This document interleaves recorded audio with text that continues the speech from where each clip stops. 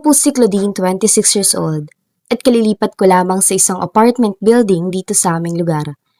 Tahimik naman sana ang buhay ko bago ako lumipat. Yung tipong trabaho-bahay lang ang routine ko araw-araw. Wala naman akong hilig makialam ng buhay ng ibang tao, Ma'am LV. Sa katunayan nga po, mas gusto ko pa nga manatili sa loob ng unit ko kaysa makipagkwentuhan sa mga kapitbahay. Kaya nga po, noong makalipat ako sa Unit 104, natuwa ako dahil mukhang tahimik naman ang buong building. Malinis ang paligid, maayos sa mga tenant at hindi kagaya ng dati kong inuupahan na halos araw-araw may videoke. Sa unang linggo ko po ron, wala naman ako napansin na kakaiba. Pero pagsapit ng ikalawang linggo, doon na nagsimulang mangyari mga bagay na hindi ko maintindihan. Katabi ko po kasi ang Unit 105. Noong una, inakala kong normal lang na may bisita yung nakatira ron. Kung minsan kasi may mga taong palakaibigan at mahilig mag-imbita ng kaibigan sa kanilang bahay. Pero habang tumatagal, napapansin kong parang gabi-gabi may kakaibang ingay na nanggagaling sa unit na yon. Hindi naman sigawan, hindi rin naman away at basta hindi ko maipaliwanag ng maayos. At ang pinaka nakakapagtaka sa lahat, halos gabi-gabi talaga tong nangyayari. Sa umpisa ay hindi ko pinansin kasi buhay naman nila yon. May karapatan silang gawin ang gusto nila sa loob ng sarili nilang unit. Pero habang tumatagal lalo po ako curious. Hindi dahil tsismosa ako kundi dahil may mga bagay talagang mahirap hindi mapansin. Halimbawa na lamang po tuwing umaga, kapag papasok ako sa trabaho, madalas ko silang makasalubong sa hallway at doon ko napansin ang isang bagay. Parang iba-ibang babae yatang lumalabas sa Unit 105. Noong una, inisip kong baka magkakamag-anak lang. Posible namang may mga pinsan o kapatid na bumibisita pero habang lumilipas sa mga araw, mas lalo akong naguguluhan. May isang babaeng matangkad. Kinabukasan naman ay ibang babae. Pagkatapos ng 2 araw, may isa na namang hindi ko pa nakikita noon at sa bawat pagkakataon, tila hindi sila pare-parehong tao. Minsan pa nga'y napaisip ko kung baka namamalikmata lang ako pero hindi eh. Sigurado akong magkakaiba sila. Tuwing lalabas sila ng unit nagmamadali silang umalis. Minsan ay nakayuko, minsan ay nakatingin lamang sa cellphone at agad silang nawawala sa paningin ko. Dahil doon, mas lalo ako nagiging interesado. Hindi naman sa masama ang intensyon ko, sadyang tao lamang ako at kapag may nakikitang misteryosong bagay araw-araw, mahirap talagang hindi mag-isip. Isang gabi, habang magka-video call kami ng kaibigan kong si Mara na ikwento ko sa kanyang lahat. Ay te, alam mo, may kakaiba talaga sa katabing unit ko. Agad siyang natawa. Ano na naman yan? Kaya ay kinikwento ko ang tungkol sa mga ingay gabi-gabi, pati ang tungkol sa iba-ibang bagay lumalabas tuwing gabi. Pagkatapos kong magkwento, ilang segundo siyang natahimik at pagkatapos ay napangiti siya.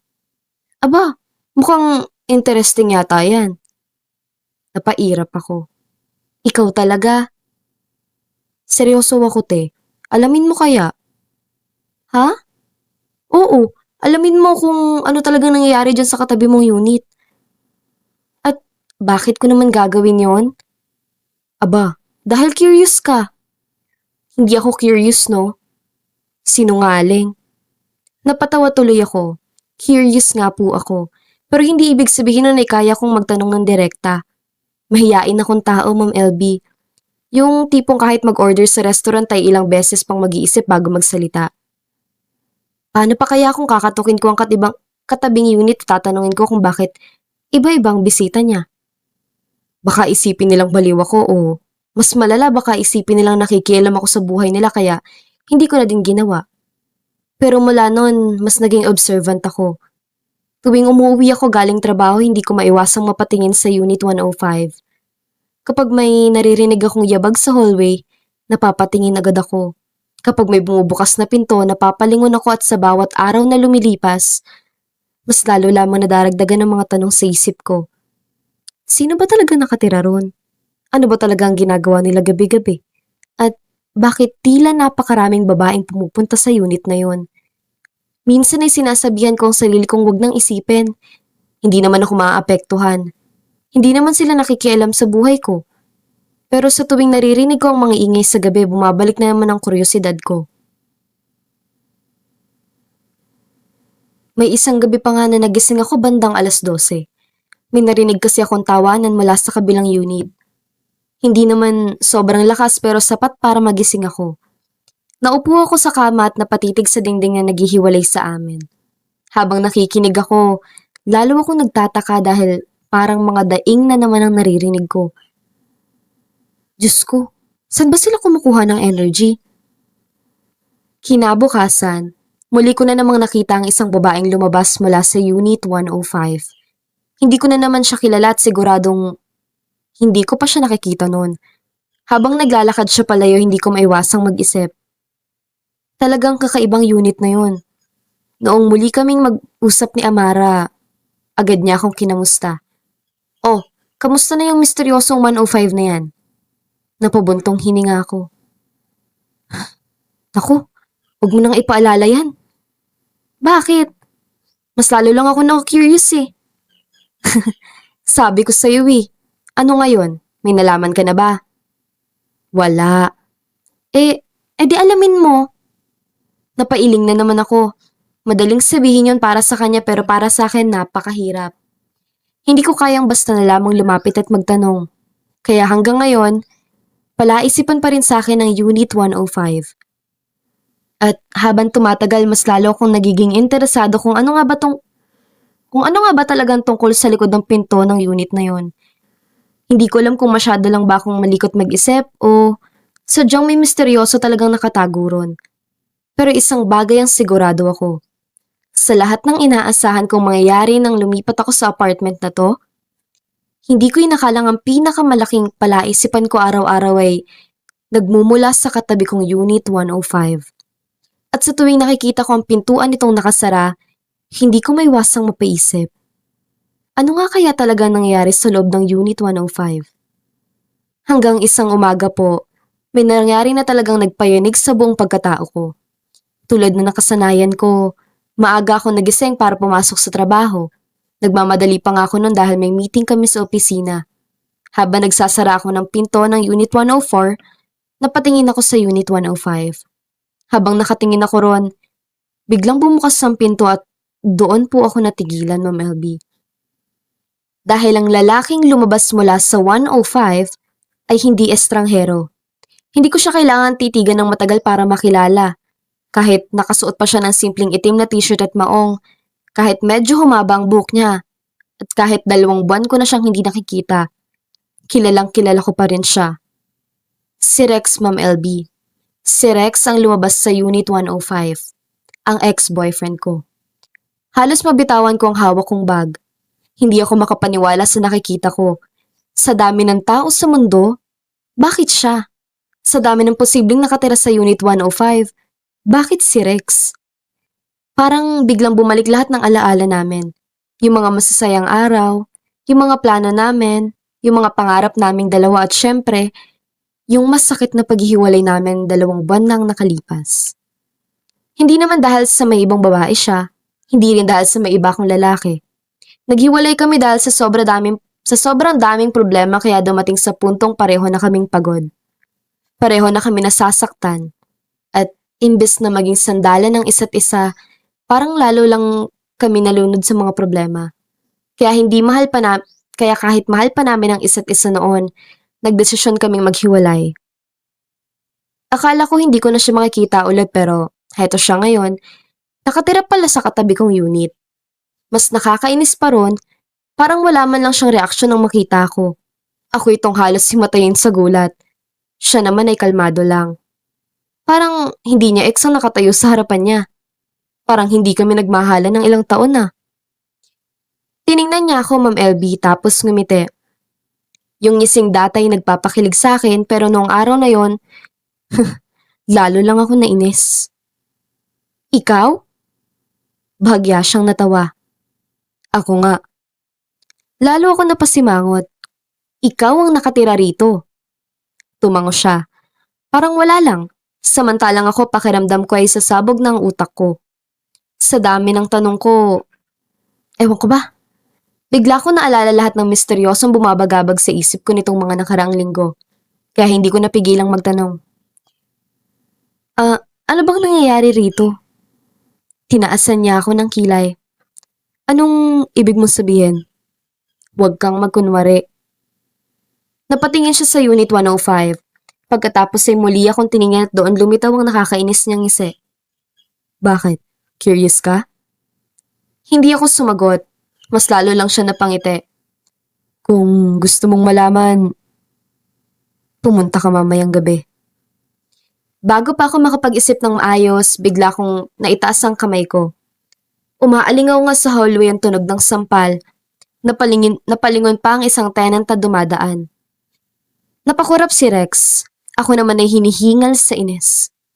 Huwag mo nga akong iniinis. Galit kong sabi. Pero ang mas nakakainis, imbes na magalit siya ay natawa pa siya. Parang natutuwa pa sa nangyari. Kaya agad akong tumalikod. Hindi ko na siya hinayaang magsalita pa. Dire-diretso ako naglakad palabas ng building. Buong araw po akong wala sa sarili kaya kahit nasa opisina ako, si Rex ang laman ng isip ko. Hindi ko matanggap na katabi pala siyang nakatira. Pero ang mas nakakainis, imbes na magalit siya ay natawa pa siya. Parang natutuwa pa ata sa nangyayari. Kaya agad akong tumalikod. Hindi ko na siya hinayaang magsalita pa. Dire-diretso ako naglakad palabas ng building. Buong araw akong wala sa sarili kahit nasa opisina ako. Hindi ko matanggap na katabi ko pala siyang nakatira. Hindi ko matanggap na ilang linggo na pala kami magkapit bahay nang hindi ko nalalaman. At higit sa lahat, hindi ko matanggap na ganun pa rin ang epekto niya sa akin. Pagkatapos ng trabaho, agad kong tinawagan si Mara. Pagkasagot niya pa lang ay halos isinigaw ko na ang balita. Mara! Ano? Alam ko na kung sinong nasa Unit 105. Teka. Bakit parang galit ka? Si Rex! Ilang segundo siyang natahimik pagkatapos ay napasigaw. Ano? Oo. Si ex mo? Oo. Ang Rex na yon? Oo nga. Halos marinig ko ang malakas niyang tawang mula sa kabilang linya. Samantalang ako ay gigil na gigil. Mara! Ano? Nakakatawa kaya? Hindi nakakatawa, no? Lalo ako nainis. Kunento ko sa kanyang buong nangyari. Mula sa pagkakita ko kay Rex hanggang sa sinabi nitong pumunta ako mamayang gabi kung gusto kong malaman ang sekreto ng Unit 105. At syempre, pati ang pagkasampal ko rito. Pagkatapos kong magkwento, halos hindi na makahinga si Mara kakatawa. Sinampal mo talaga? Oo nga. At bakit? Dahil nakakainis siya. Claudine, parang wala namang nagbago sa inyo. Anong wala? Naiinis ka pa rin sa kanya. Aba, natural. 2 buwan na kaming hiwalay. 2 buwan ko siyang hindi nakita pero isang umaga lang, nagulo na naman niya ang isip ko. At ang pinakamasama sa lahat, habang kausap ko si Mara noong gabing yon, paulit-ulit kong naaalalang sinabi ni Rex. Ilang beses kong sinabi sa sarili kong hindi ako pupunta dahil wala akong dapat alamin. Wala na kaming relasyon. Ex ko na siya at tapos na kami. Pero habang papalapit ang gabi, mas lalo kong kinakain ng kuryosidad. Hanggang sa hindi ko na malay na nakatayo na pala ako sa harap ng Unit 105. Ano ba itong ginagawa ko? Bago pa ako makapagbago ng isip, kumatok na ako. Ilang segundo lang ay bumukas ang pinto at parang hinihintay na talaga niya ako. Nakatayo si Rex sa harapan ko. May maliit na ngiti sa labi, parang alam na alam niyang darating ako. Sabi ko na nga ba? Huwag kang mayabang. Bahagya siyang natawa. Pagkatapos ay pinapasok niya ako sa loob. Pagpasok ay agad ko napansin na maayos naman palang unit. Hindi kagaya ng kung ano nung naiisip ko nun. Walang kakaiba. Naupo ako sa sofa habang siya naman nakatayo sa harapan ko at bago pa ako magsalita, siya na ang una nagsimula. Curious ka talaga? Sagutin mo na lang ang tanong ko. Napabuntong hinanga siya. Pagkatapos ay umupo sa tapat kong upuan. At doon niya tuluyan inamin ang lahat. Ang mga babaeng nakikita ko raw na pumapasok at lumalabas sa unit niya ay mga kaibigan, katrabaho, pinsan at kung minsan ay mga taong tinutulungan niya sa negosyo. Sinadya raw niyang huwag ipaliwanag. Sinadya raw niyang hayaan ako mag-isip dahil gusto niyang mapansin ko siya. Nanlaki ang mga mata ko sa nalaman ko. Ano? Gusto kong mapansin mo. Hindi ako agad nakapagsalita. Hindi ko alam kung matatawa ako o maiinis. Rex, 2 buwan na tayong hiwalay. Alam ko. At ginawa mo lahat ng yon? Muli siyang tumango kaya napailing ako. Ang immature mo. Ngumiti lang siya, pero maya-maya ay naging seryoso ang ekspresyon niya at doon ko unang nakitang lungkot sa mga mata niya. Sinubukan kong mag-move on. Sinubukan kong mag-focus sa trabaho. Sinubukan kong tanggapin na wala na tayo. Pero, hindi ko magawa.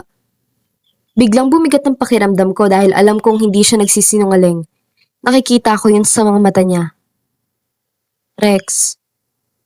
Mahina ako na pabuntong hininga at doon niya inamin ang isang bagay na lalo ako nagulat. Sinundan niya raw ako ng hindi ko alam.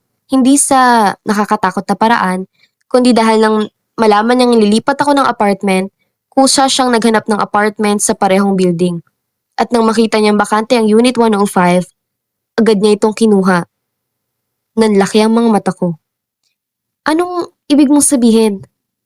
Gusto kitang makita. Hindi ako makapaniwala. Sa dami ng posibilidad, hindi ko inakalang yun ang dahilan.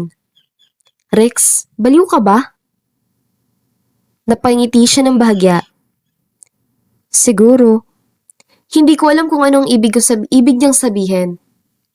Halo-halo ang nararamdaman ko at isang bagay na pilit kong itinatanggi sa sarili ko. Dahil habang nakatingin ako sa kanya, napagtanto kong hindi rin naman ako tuluyang naka-move on.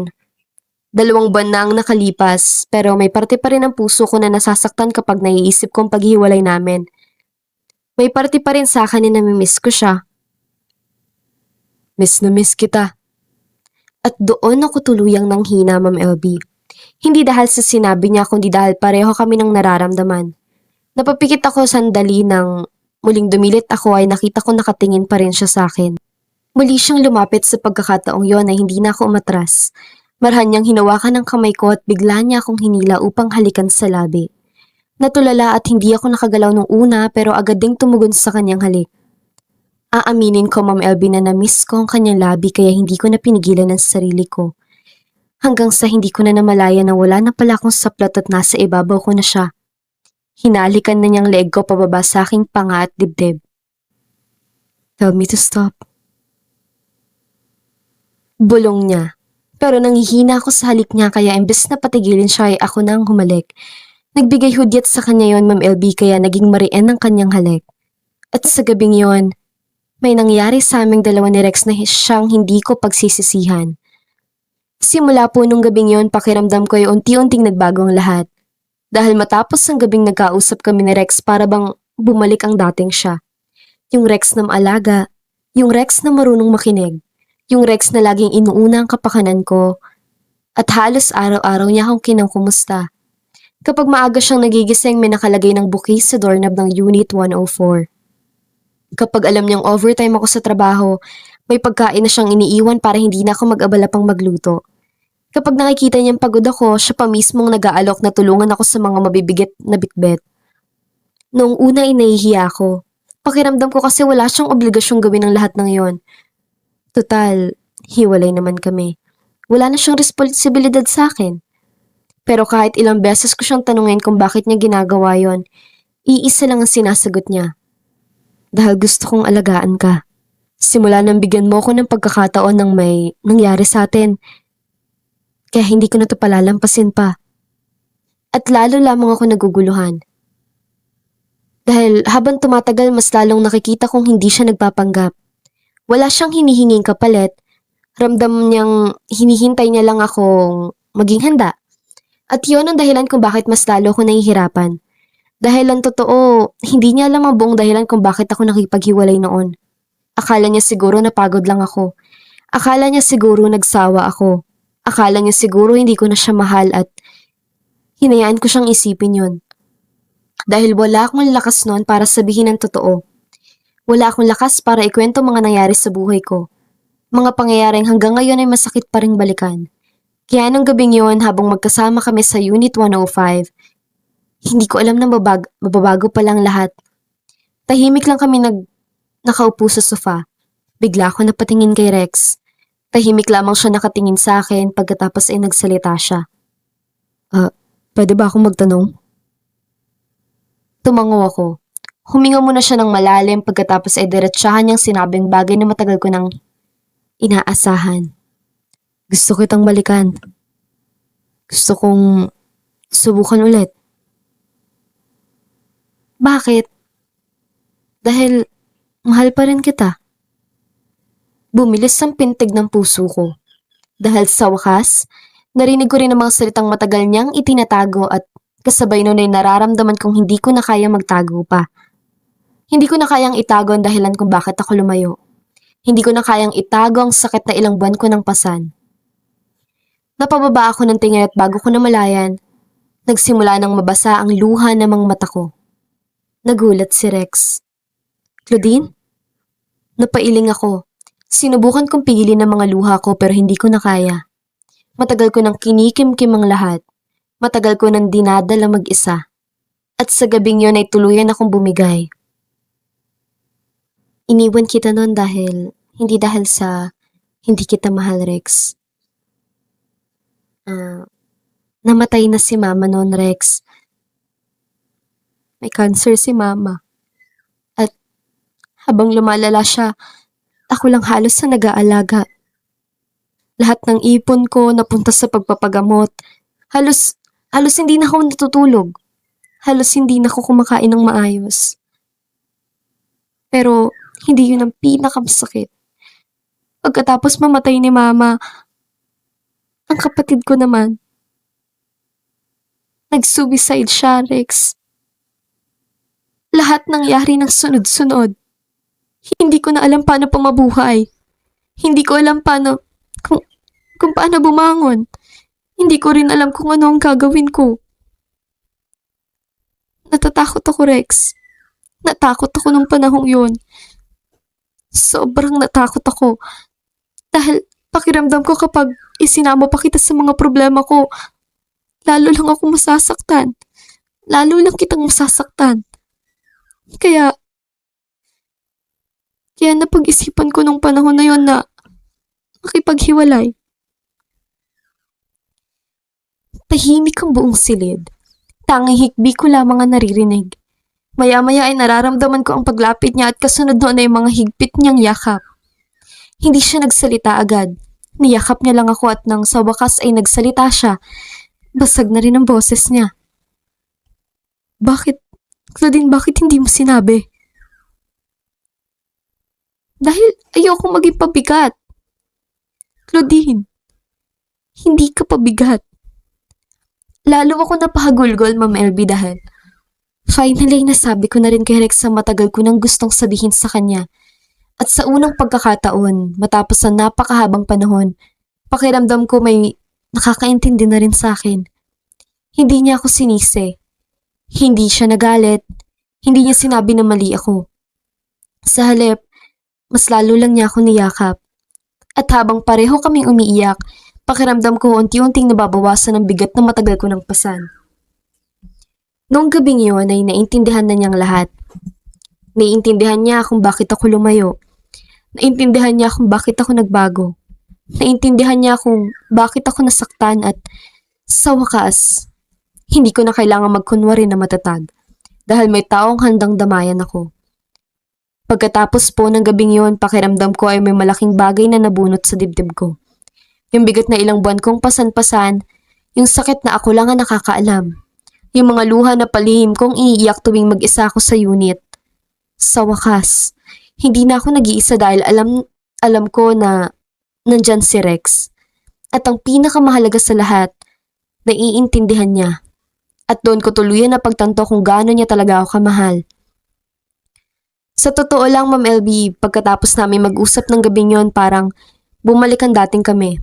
Hindi yung dating kami na puro saya lang. Mas naging matatag kami ni Rex. Mas naging bukas kami sa isa't isa. Kinabukasan nga nagkape kami sa balcony ng unit niya. Habang umiinom kami, hindi ko maiwasang mapangiti habang nakatingin sa kanya. Napansin naman niya agad yon. Bakit ka nakangiti? Wala. Sinungaling.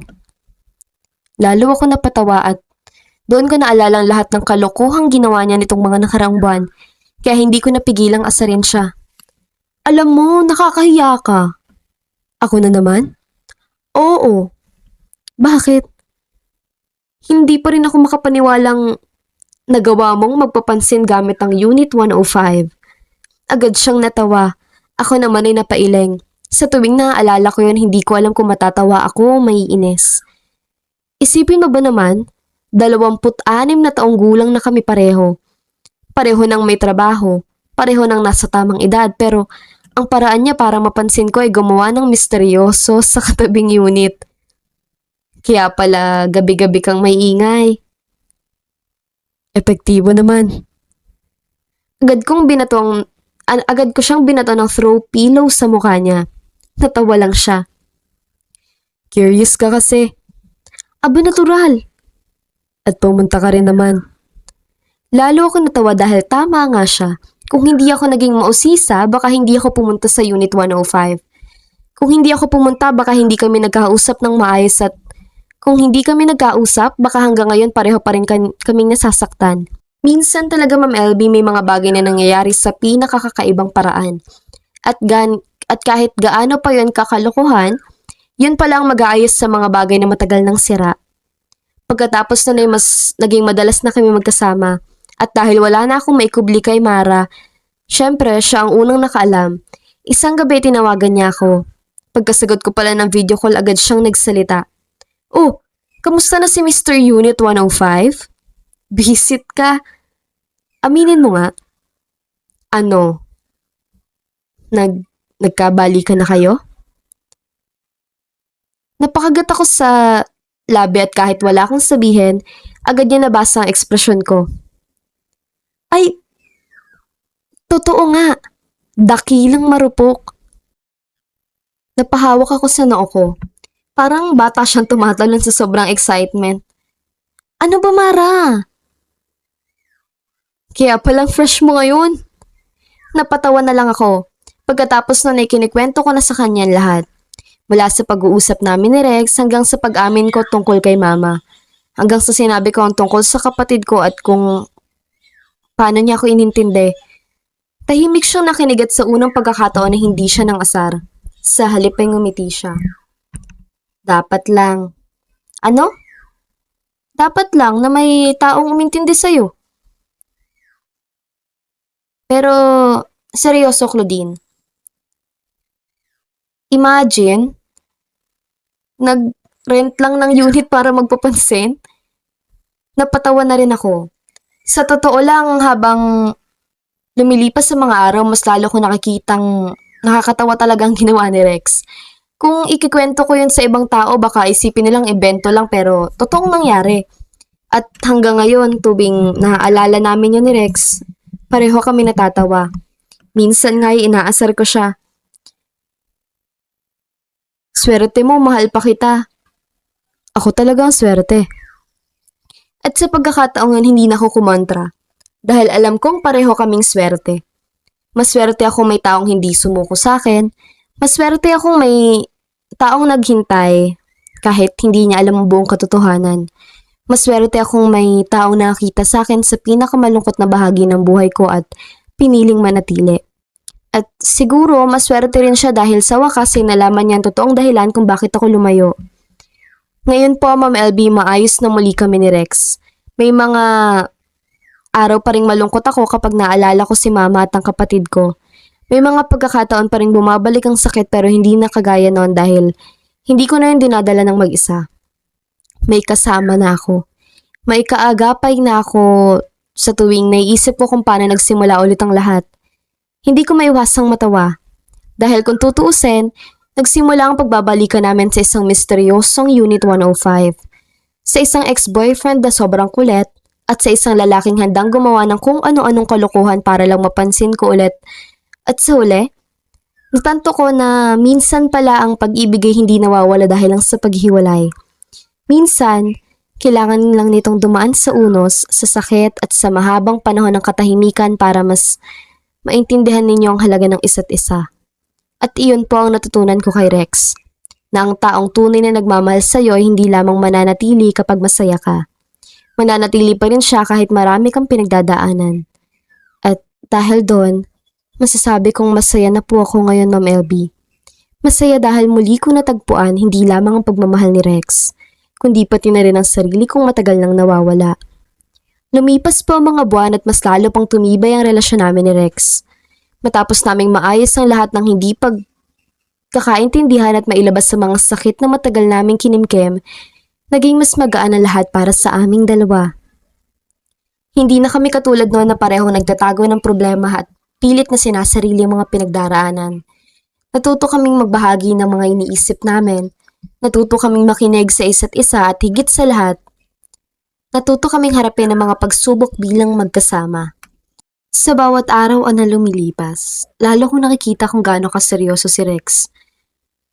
Hindi lamang sa mga salita kundi sa mga simpleng bagay na ginagawa niya araw-araw. Naroon pa rin ang kanyang pag-aalaga, ang kanyang pag-iintindi at ang kanyang walang sawang pagsuporta sa akin. Unti-unti rin gumaan ang loob ko. Matagal kong inisip na baka hindi na ako muling magiging masaya matapos ang lahat ng pagkawala at sakit na pinagdaanan ko. Akala ko noon ay habang buhay ko nang dadalhin ng lungkot na iniwan ng pagkamatay ni Mama at ng aking kapatid. Ngunit habang kasama ko si Rex, natutunan kong hindi kailangan kalimutan ang mga mahal sa buhay upang magpatuloy. Marami kaming ginawa sa mga sumunod na buwan, marami kaming lugar na pinuntahan at marami kaming pangarap na muling binuo. At sa bawat plano naming dalawa, unti-unti ko nakikitang kasama ako sa hinaharap na iniisip niya. Dumating ang panahon na muli kaming naging paboritong tampulan ng tukso ng aming mga kaibigan. Lalo na si Mara. Hanggang ngayon ay hindi pa rin siya makapaniwala na sa paraan ng muling pagkikita namin. Sa tuwing naaalala niyan tungkol sa Unit 105, hindi niya mapigilang matawa. At sa totoo lang, pati ako ay natatawa na rin kapag naiisip ko yun. Noon kasi akala ko talaga may kung anong kababalaghan sa unit na yun. Akala ko ay may malaking misteryosong itinatago ang aking kapitbahay.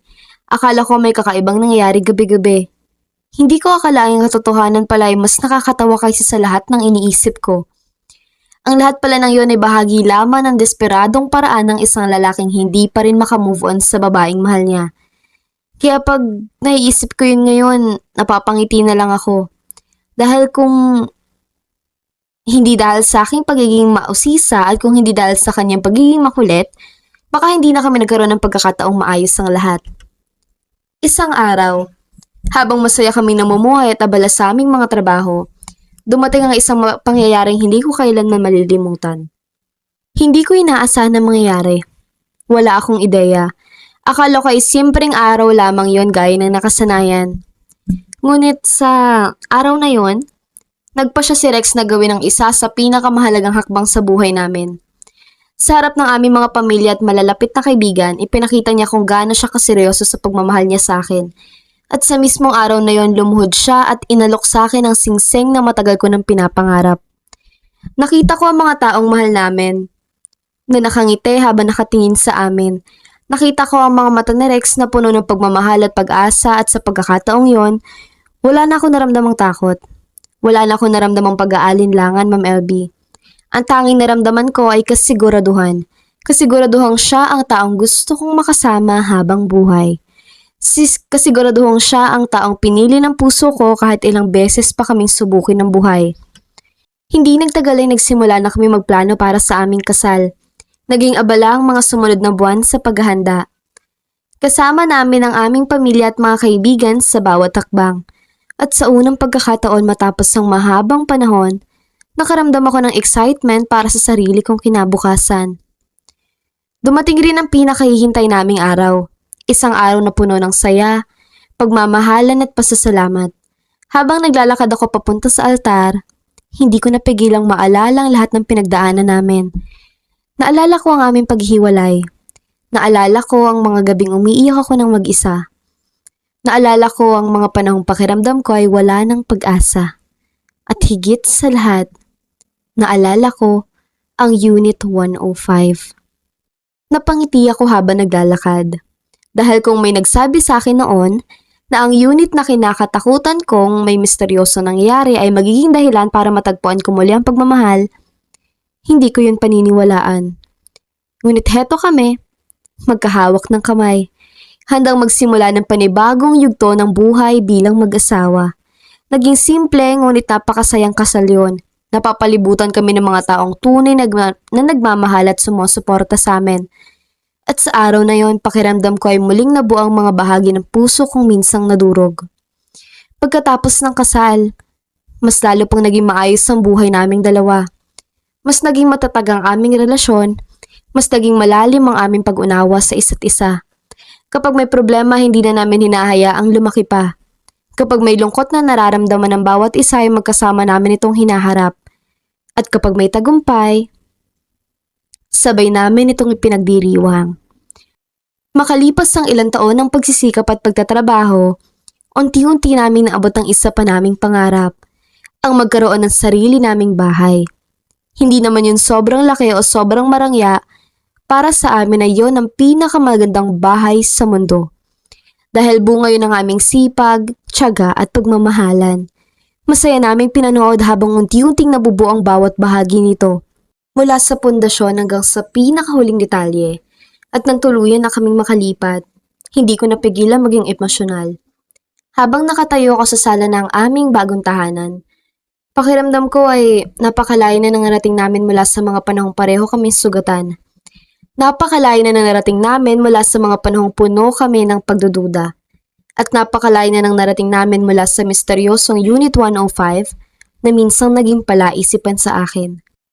Ngayon, kapag naaalala ko ang lahat, napapangiti na lamang ako dahil minsan pala, ang mga bagay na akala nating problema ay siya palang magiging simula ng pinakamagandang kabanata ng ating buhay. At sa bawat pagising ko sa bahay na pinaghirapan naming buuin, lagi kong ipinagpapasalamat na hindi tuluyang sumuko si Rex. Dahil kung sumuko siya noon, baka hindi ko natagpuan ang pangalawang pagkakataon sa pag-ibig. At baka hindi ko rin natagpuan ang tahanang matagal ko nang hinahanap. Hindi lamang isang bahay kundi isang taong handang manatili sa tabi ko habang buhay. Ngayon po habang isinusulat ko ang liham na ito, Ma'am LB, ay nakaupo ko sa veranda ng bahay na magkasama namin pinangarap ni Rex.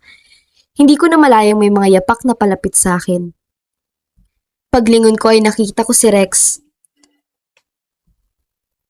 May dala siyang dalawang tasa ng kape at ang pamilyar ng ngiti na ilang beses nang naging dahilan kung bakit bumilis ang tibok ng puso ko. Alam ko na naman ang ginagawa mo.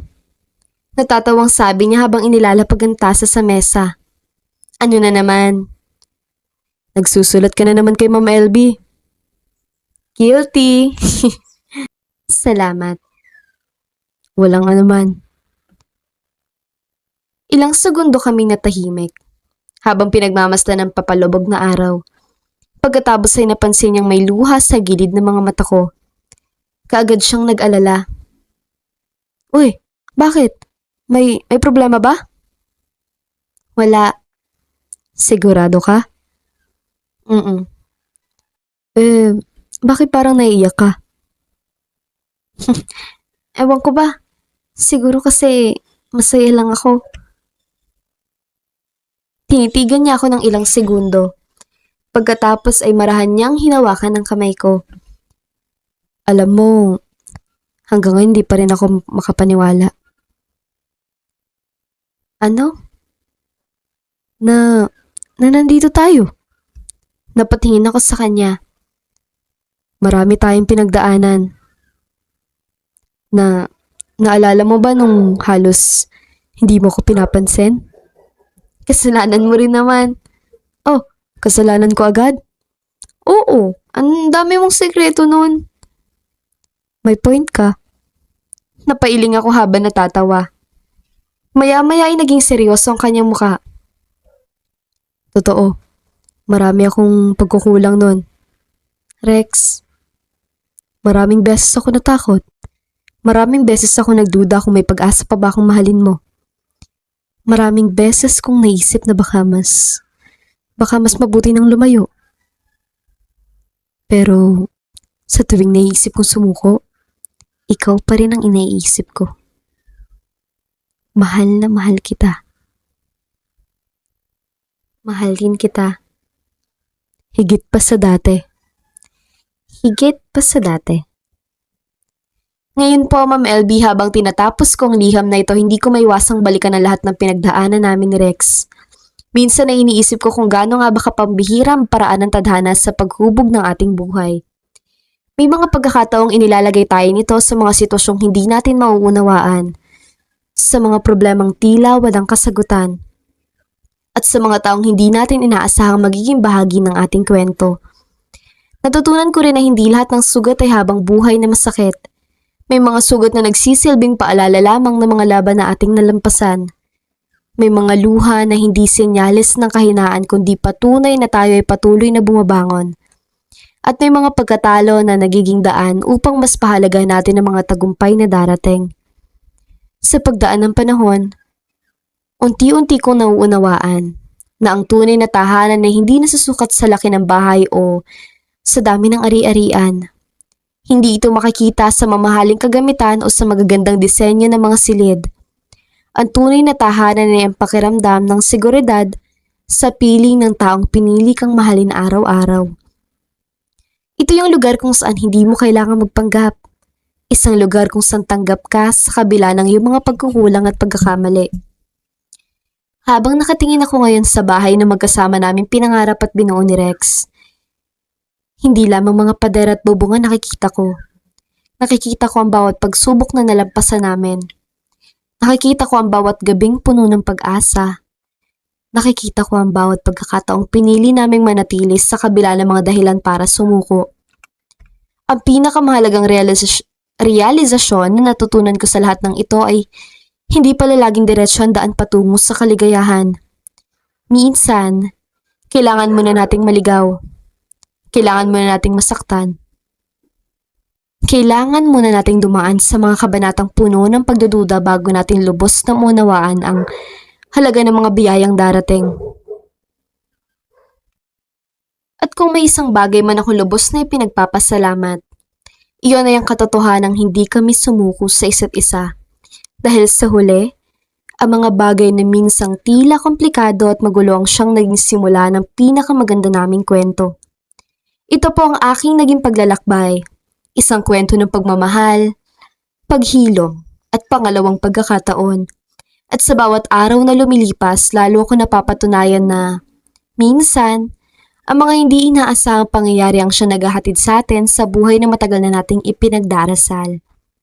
Muli, ako po, si Claudine, 26. Muli, ako po si Claudine, 26 years old. Dating kapitbahay ng misteryosong Unit 105 at ngayon ay masayang asawa ng lalaking nasa likod nito. At dito na nagtatapos ang liham ni Claudine. Maraming salamat sa inyong pakikinig. Kung mayroon din kayong kwentong nais ibahagi, huwag mag-atubiling magpadala na inyong liham sa esyang@gmail.com. Hanggang sa muli natin pagkikita sa panibagong sikreto at kwento, ingat po kayong lahat.